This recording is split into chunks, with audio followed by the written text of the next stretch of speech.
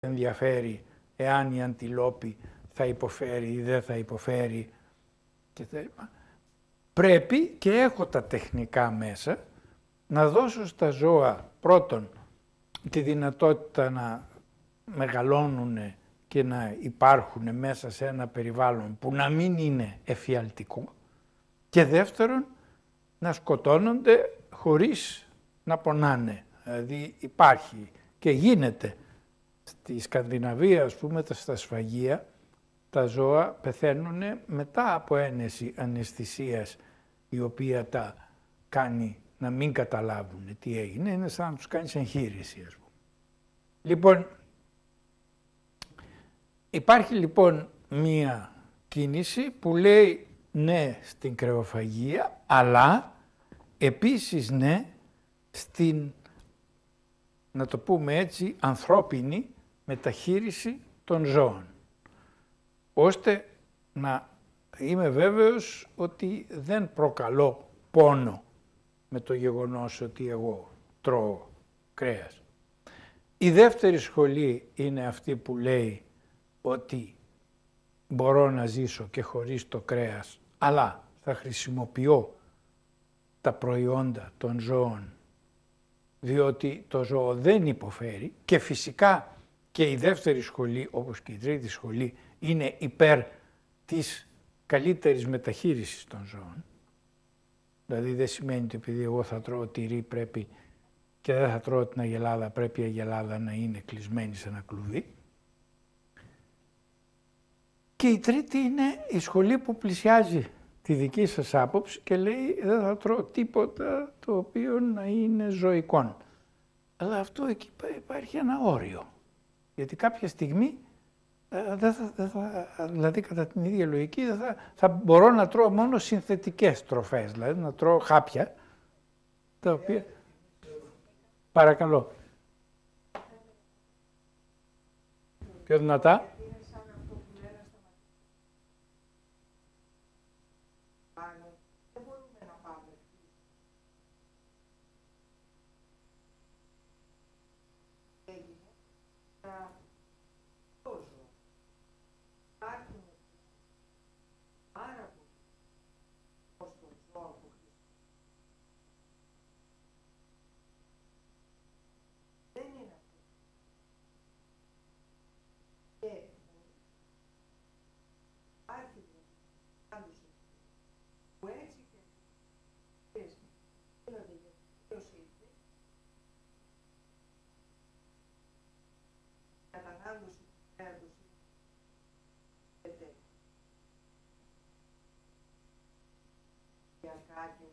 Η χολυστερίνη και όλα αυτά θα έρθουν όσπρια. Αν θα έρθουν όπως ελέγχου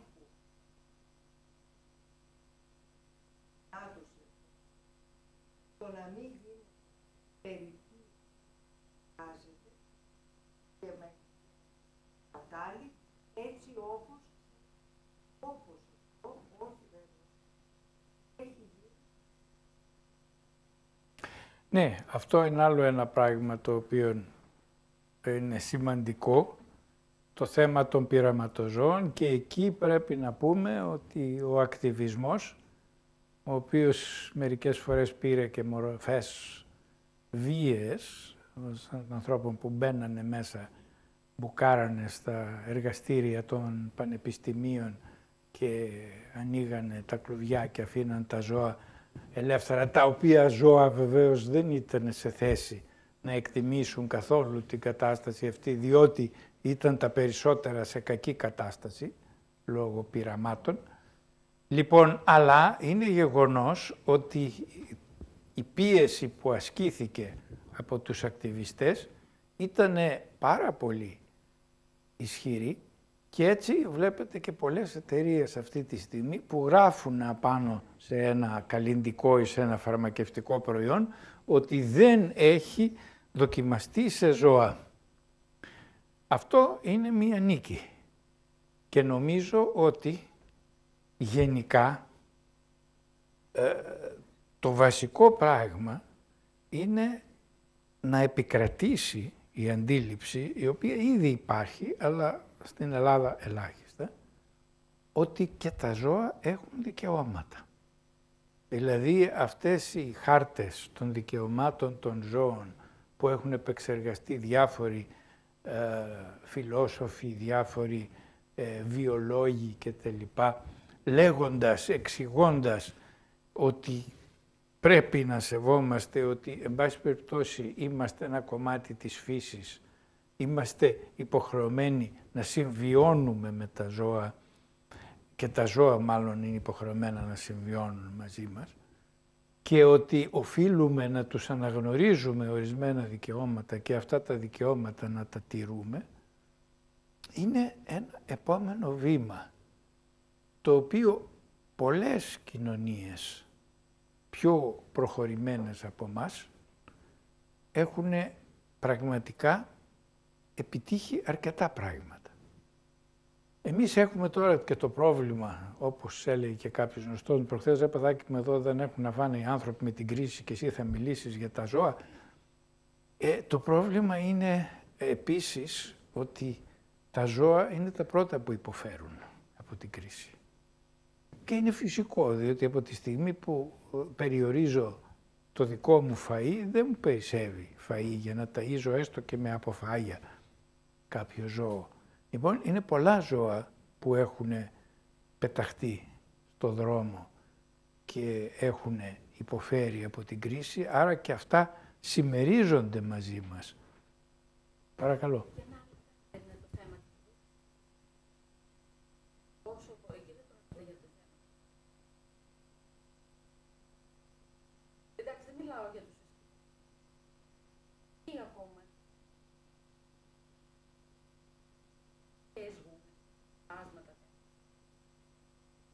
Αλλά πόσο μάλλον σε χώρες σαν την Ελλάδα,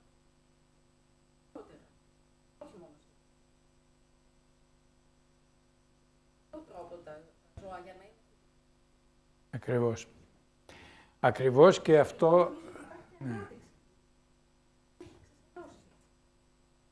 Ναι, έχετε δίκιο και έχετε δίκιο ότι αφορά και εμάς, διότι οι γουνοπαραγωγικές περιοχές μας, εκεί κοντά στην Καστοριά και τα λοιπά, είναι από τις χειρότερες στον κόσμο τον τρόπο της μεταχείρισης των ζώων.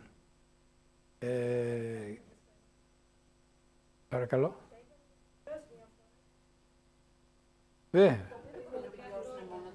Τα οποία όμως δεν επιβιώνουν και αυτό είναι απλώς μια πράξη διαμαρτυρίας, αλλά δεν έχει αποτέλεσμα. Παρακαλώ. Ναι, να τελειώσουμε με αυτό το θέμα και να πω ότι και εδώ πάλι υπάρχει μία υποκρισία. Π.χ. γιατί να διαμαρτυρηθώ που κάποιος φοράει γούνα και να μην διαμαρτυρηθώ που κάποιος φοράει παπούτσια. Το παπούτσι μας φαίνεται τελείως φυσιολογικό να είναι δερμάτινο και ξεχνάμε ότι αυτό είναι το δέρμα κάποιου ζώου.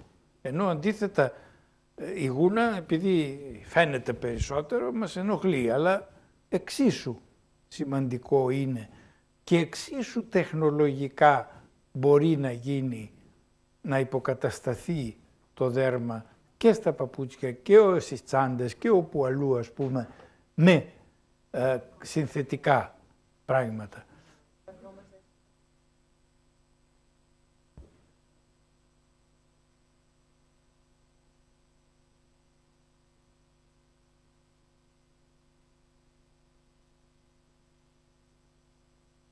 Από τη στιγμή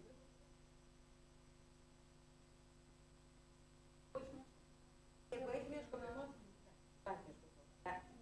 Όταν περιοριστεί το κρέας πόσους τρόπους.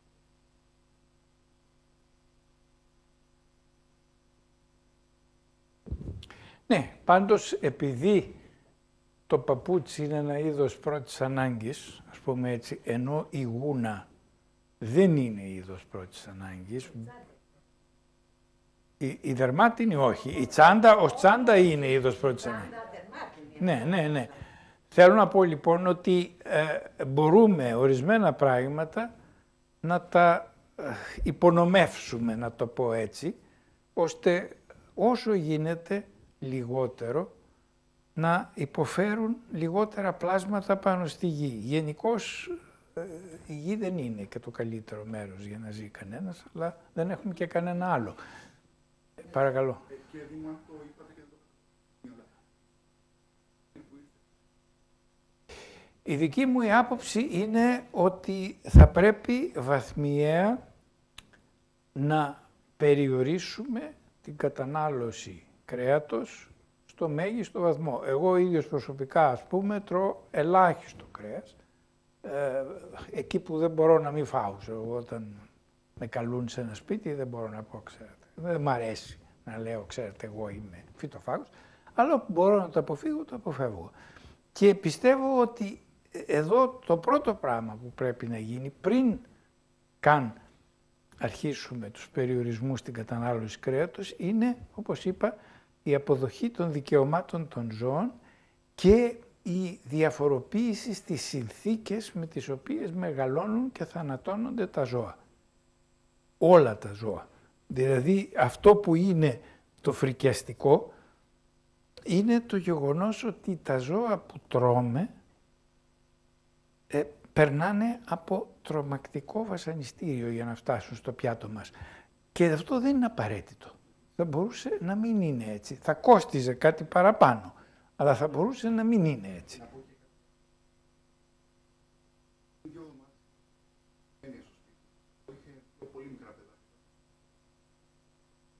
Ναι.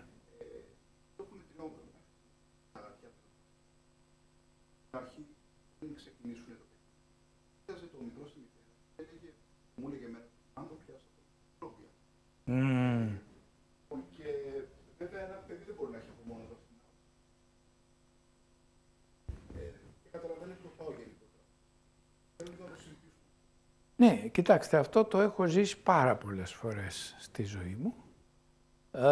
Πριν από μερικούς μήνες που ήμασταν κάπου, θυμάμαι που έλεγε ο πατέρας μου, μην πλησιάζεις τη γάτα, θα σε γρατσουνίσει και θα πρέπει να σε πάω στο νοσοκομείο.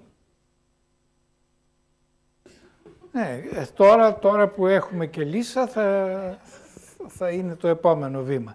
Λοιπόν, σαφώς υπάρχουν άνθρωποι που επειδή και οι ίδιοι δεν είναι φιλόζωοι, ξέρετε, έχω μία θεωρία ότι υπάρχει στο θέμα της φιλοζωίας ένα ενδιάμεσο στάδιο. Δηλαδή, ο απλός άνθρωπος, ο χωρικός ας πούμε κτλ. Βλέπει τα ζώα με βάση τη χρησιμότητά τους. Και σου λέει θέλω το σκύλο για να φυλάει το σπίτι ή για να μαζεύει το κοπάδι κτλ. Τη γάτα για να τρώει ποντίκια και κατόπιν αυτού τα ταΐζω για να κάνουν τη δουλειά τους. Όταν αυτός ο άνθρωπος φύγει από το χώρο του, αυτές οι αξίες πάβουν να ισχύουν, διότι δεν χρειάζεται πλέον ούτε φύλακα σκύλο, ούτε γάτα να πιάνει ποντίκια. Μπαίνει λοιπόν σε μία φάση όπου δεν έχει κάποια σχέση με το ζώο, δεν έχει ούτε τη χρηστική σχέση που είχε ο χωριάτης με το ζώο. Και πρέπει να αποκτήσει μία νέα σχέση με το ζώο, αυτή την προσωπική σχέση για την οποία συζητάμε εδώ. Θυμάμαι μία κοπέλα οικιακή βοηθό στο σπίτι μας, η οποία απορούσε, μα γιατί έχουμε γάτες αφού δεν έχουμε ποντίκια. Για αυτήν ήταν τελείως αυταπόδεικτο ότι η γάτα έχει αυτό το ρόλο και εφόσον δεν έχουμε ποντίκια δεν έχουμε λόγο να έχουμε γάτας. Λοιπόν, η μισή Ελλάδα, για να μην πω και παραπάνω, βρίσκεται σε αυτό το μεταβατικό στάδιο. Έχει φύγει από τη σχέση που έχει ο χωρικός, ο απλός άνθρωπος με τα ζώα του και έχει μπει σε ένα προαστικό, θα έλεγα, στάδιο, όπου δεν έχει ακόμα αναπτύξει όμως την σχέση με τα ζώα συντροφιάς. Κάποιο άλλο χέρι είχε σηκωθεί, παρακαλώ. Για δευτερόλεπτα. Έχει πέσει μερικές φορές, μάλλον από δημοσιεύματα, όταν θανατώνονται άσχημα τα ζώα, όπως το εδώ, δημιουργούνται τοξίνες και είναι επικίνδυνες για αυτό το κρέας. Υπάρχει αυτή η θεωρία, αλλά υπάρχει και η άλλη, την οποία είναι χειρότερη, ότι άμα θανατώνονται τα ζώα με ορισμένους πιο βίαιους τρόπους, το κρέας τους είναι καλύτερο. Και γι' αυτό και χρησιμοποιούν αυτούς τους τρόπους. Παρακαλώ. Κυρία στο βάθος.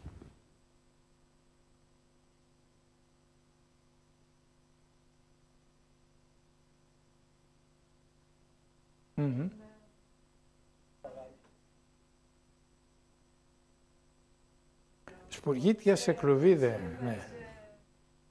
Ναι, παπαγαλάκια.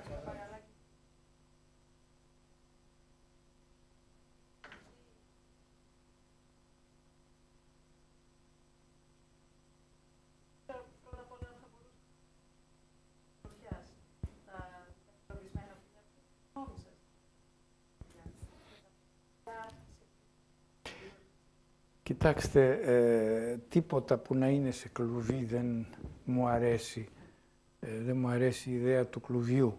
Βέβαια, ορισμένα από αυτά τα πουλιά μόνο σε κλουβί μπορούν να ζήσουν. Είναι πουλιά που δεν υπάρχουν σε αυτή την μορφή ελεύθερα στη φύση και αν βρεθούν ελεύθερα στη φύση δεν θα μπορέσουν να επιβιώσουν. Αλλά έχω ένα γείτονα εγώ, ο οποίος έχει ένα κλουβί, ευτυχώς αρκετά ευρύχωρο, και έχει μέσα ένα πουλί, το οποίο πραγματικά είναι ο μουσικός διασκεδαστής όλης της γειτονιάς. Αυτό το πουλί κελαϊδάει συνέχεια και κελαϊδάει πάρα πολύ δυνατά. Ακούγεται δηλαδή 3 σπίτια πιο κάτω και 3 σπίτια πιο εδώ. Και πραγματικά είναι υπέροχο όταν βγαίνεις από το σπίτι, ας πούμε, ξαφνικά σε υποδέχεται ένας ανάριθμος κελαϊδισμός και λιγοθυμισμένος που έλεγε ο Σολωμός. Για μένα είναι πολύ ευχάριστο αυτό το πράγμα. Τώρα το πουλί δεν ξέρω πώς νιώθει και αν δεν είναι θρήνος αυτό το κελάιδισμα για την έλλειψη ελευθερίας και για το γεγονός ότι είναι. Είναι και λίγο δυσάρεστο. Για μένα πιο ωραία μορφή ζωής. Είναι πράγματι, εξαρτάται από το πουλί βεβαίως, γιατί τα όρνεα δεν μου αρέσουν. Όσο για το άλλο που είπε η κυρία, τα ζώα είναι συντροφιά. Όταν το κατανιώσετε, κάνετε στην καμπίνα και αυτά. Α, βέβαια. Τα μεγάλη. Και ο φίλος μου ο Κόλιας ο Καβαδίας είχε γράψει πολλές φορές για τις γάτες των καραβιών.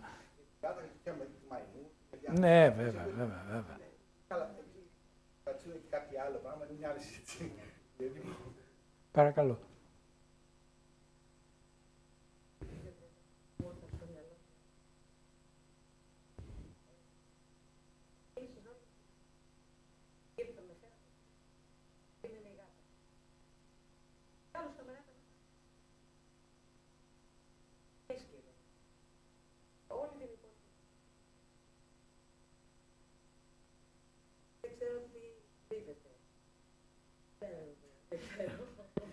Λοιπόν, επίσης, κράτησα αυτό που είπε, ότι πώς είναι δυνατόν, γιατί το άκουγα αυτό, να μου το λέει ο κόσμος.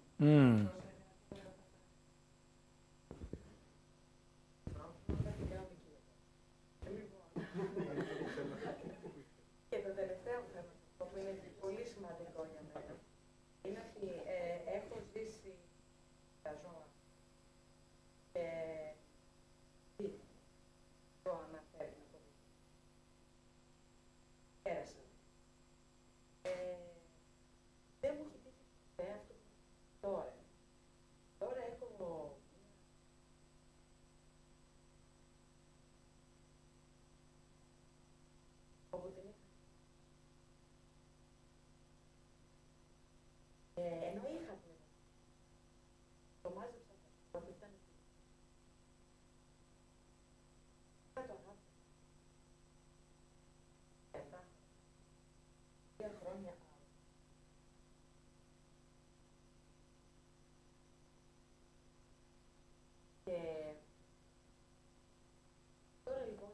Πάρα πολύ δύσκολο.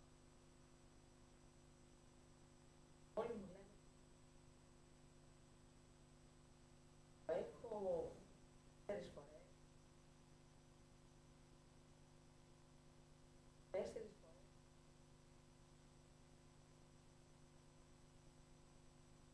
Τα μάτια του. Να την κάνω καλά. Πάω για να τη σκοτώσω. Αυτό θα ήθελα εδώ. Μια φορά. Καταρχήν να πω ότι αυτό που περιγράφεται είναι ένα άλλο πολύ σκληρό δίλημμα που το περνάμε όλοι εμείς. Πρώτον είναι το γεγονός ότι τα ζώα έχουν μικρότερη διάρκεια ζωής από μας. Έτσι λοιπόν πενθούμε πολλές φορές στη ζωή μας ένα ζώο, γιατί μέσα στην κανονική ζωή ενός ανθρώπου μπορεί να χωρέσουν και 3 και 4 ζωές και γενναίες ζώων. Αυτό το δίλημμα το είχα αρκετές φορές. Και πρέπει να πω ότι τελικά δεν μπορώ να σας δώσω απάντηση. Αυτό που πιστεύω, και το πιστεύω επειδή το πιστεύω και για τον εαυτό μου δηλαδή, είναι ότι όταν βλέπω ότι το ζώο έχει πλέον φτάσει σε ένα όριο που θα έλεγα δεν έχει πια αξιοπρέπεια. Είχαμε μια γάτα που κάτι τη χτύπησε στη σπονδυλική στήλη, παρέλυσε από τη μέση και κάτω, έσερνε τα πίσω πόδια, την είχαμε σε ένα δωμάτιο μόνη εκεί, το οποίο βεβαίως εκτός από το πρόβλημα της παράλυσης είχε και πλήρη ακράτεια, με αποτέλεσμα ότι το δωμάτιο αυτό πλενόταν και σφουγγαριζόταν 5 φορές τη μέρα και η ζωή της ζούσε, ήταν ζωντανή, δεν ήτανε, αλλά ζούσε μέσα σε αυτό το περιβάλλον και μετά από λίγο καιρό είπα, μα δεν αξίζει να ζει έτσι, ας πούμε, τι είναι αυτό τώρα. Υπάρχουν ορισμένα όρια. Βέβαια, εκεί κάνουμε μεταφορές από τον εαυτό μας.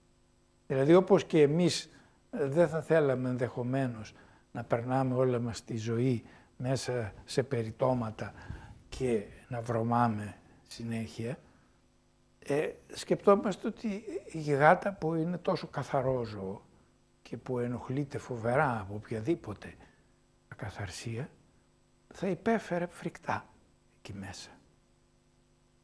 Αλλά πρέπει να σας πω ότι πέρασε πολύς καιρός για να το πάρω απόφαση.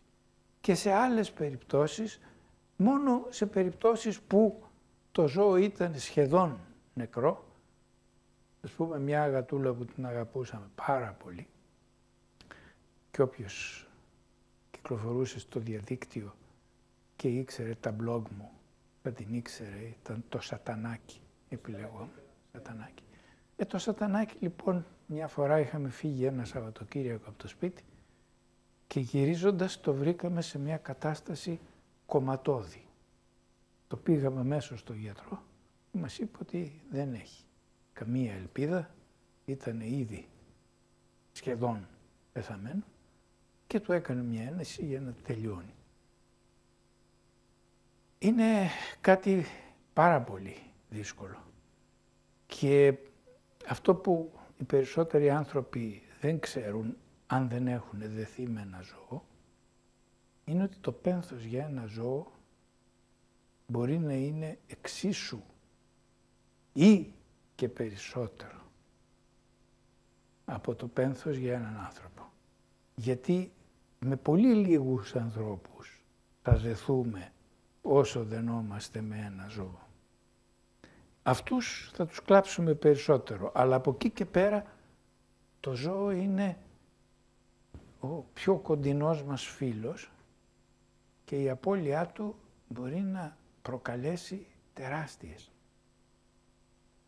ιστορίες.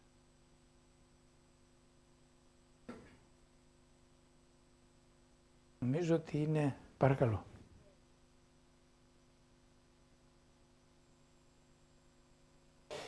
Κοιτάξτε, αν το πάρουμε από τη γραμματική άποψη, οι φιλόζωοι είναι αυτοί που αγαπούν τη ζωή τους και οι ζωόφιλοι είναι αυτοί που αγαπούν τα ζώα. Αλλά χρησιμοποιούνται και οι δύο λέξεις για την ίδια. Ναι. Παρακαλώ. Ναι.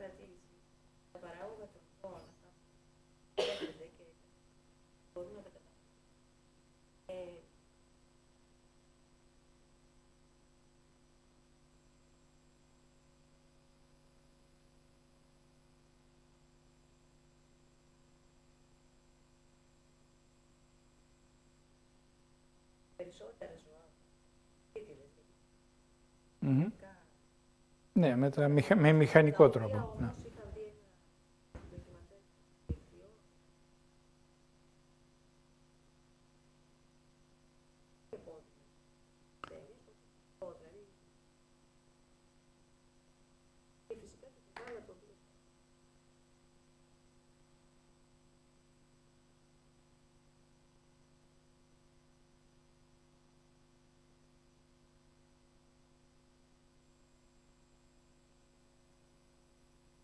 Αυτό δεν μπορώ να το πω μεν γιατί δεν είμαι διατροφολόγος, αλλά αυτό που μπορώ να πω είναι ότι έχετε απόλυτο δίκιο, ότι το θέμα δεν αφορά μόνο τη θανάτωση των ζώων, αφορά και την μεταχείριση των ζώων και ως παραγωγών γάλακτος ή οποιονδήποτε άλλων ουσιών, αυγών κτλ. Παρακαλώ.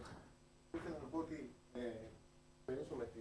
και την συγκίνηση και τα συναισθήματα που περιγράψαμε, έχω ζήσει και εγώ κάτι έτσι, παρόμοιο το με την απώλεια ενός σκύλου, αλλά πιστεύω ότι τελικά πρέπει να διαχωρίσουμε. Άλλο αυτό που αναπτύσσουμε με ένα οικιακό ζώο, όπως είπατε, με ένα ζώο συντροφιάς, και άλλο τελικά η φιλοζωία.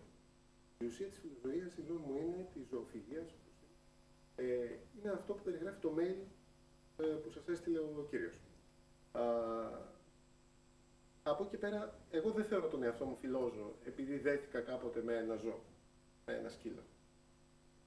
Γιατί και τα παϊδάκια το τρώω, και τα δερμάτινα παπούτσια φοράω, και δερμάτινα μπουφάν έχω. Οπότε δεν θεωρώ ότι είμαι φιλόζωος.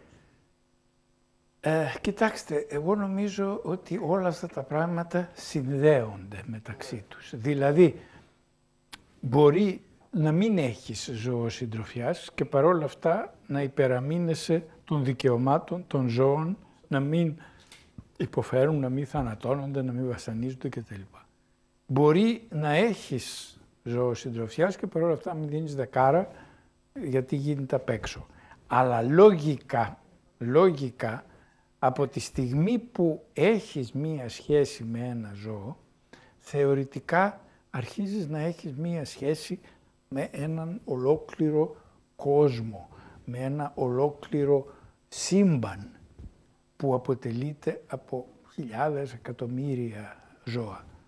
Οπότε θα έπρεπε κανονικά ένας άνθρωπος που έχει βιώσει τη συντροφιά και τη σχέση ενός ζώου να νοιάζεται και για τα παρακάτω ζώα.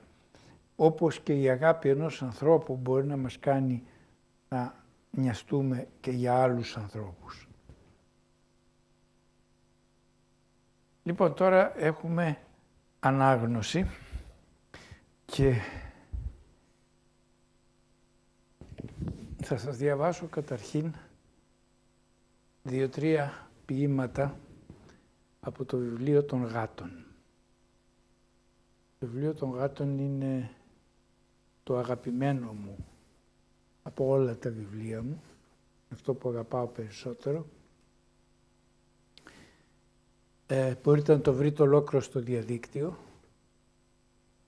Δυστυχώς ως βιβλίο δεν υπάρχει πουθενά, αλλά τα ποίηματά του, γιατί το βιβλίο των γάτων στην 4η έκδοσή του βγήκε ως ένα άλμπουμ που είχε τα ποίηματα και φωτογραφίες των γάτων. Ναι, παρακαλώ. Και είναι και πολύ σπάνιο που το έχετε, γιατί δεν υπάρχει πουθενά. Λοιπόν, είναι και φωτογραφίες, δικές μου φωτογραφίες, των πραγματικών γάτων, οι οποίοι αναφέρονται και το Ξοφύλλου, όλες οι φωτογραφίες, και μάλιστα αυτό το βιβλίο είναι το μόνο βιβλίο που το έχει προλογίσει ο Οδυσσέας Ελίτης. Ο Ελίτης δεν έγραφε προλόγους. Αλλά του άρεσε πάρα πολύ αυτό το βιβλίο, μου είχε στείλει ένα γράμμα για αυτό το βιβλίο και μετά, γιατί το βιβλίο αυτό είχε εκδοθεί σαν ποιητική συλλογή στην αρχή, μετά όταν του είπα ότι θέλω να το βγάλω και σαν άλμπουμ με φωτογραφίες, ήτανε κάθετα αντίθετος και μου λέει όχι προς Θεού, μου λέει θα το χαλάσεις. Γιατί έτσι ο καθένας μπορεί να σκέπτεται το κάθε γάτο που διαβάζει τα ποίηματα όπως τον φαντάζεται αυτός, ενώ με τις φωτογραφίες θα τους δεσμεύσεις. Οπότε τον είχα καλέσει στο σπίτι μου και του έδειξα τις φωτογραφίες, ήταν slides και του τα πρόβαλα. Και του άρεσαν τόσο πολύ που μου είπε να το κάνεις, γιατί οι φωτογραφίες είναι ακριβώς σαν τα ποίηματα. Δηλαδή δεν είναι η προσπάθεια που γίνεται πολλές φορές σε άλμπουμ να βγάλεις ωραίες φωτογραφίες γάτων, αλλά είναι, απεικονίζουν ακριβώς τη γάτα όπως την έχεις περιγράψει στο ποίημα. Και τότε του είπα εγώ ότι τότε θα βάλω, αφού σ' αρέσουν και οι φωτογραφίες, θα βάλω και το γράμμα που μου έχεις γράψει για πρόλογο. Μου λέει να το βάλεις. Και έτσι λοιπόν είναι προλογισμένο από τον Ελίτη. Τώρα, το βιβλίο με τις φωτογραφίες δεν υπάρχει. Έχει εξαντληθεί και δεν έχω βρει κανέναν εκδότη ο οποίος να θέλει να το εκδώσει. Όμως στο ίντερνετ υπάρχει με τις φωτογραφίες και στην τελευταία έκδοση που είναι μια συλλογική έκδοση των ποιημάτων μου υπάρχουν τα ποίηματα του βιβλίου των γάτων. Δεν υπάρχουν βέβαια οι φωτογραφίες γιατί εκεί δεν έχουμε φωτογραφίες. Λοιπόν, θα σας διαβάσω 2-3 ποίηματα και μετά ένα διήγημα με το οποίο θα τελειώσουμε όπως συμβαίνει συνήθως σε αυτές τις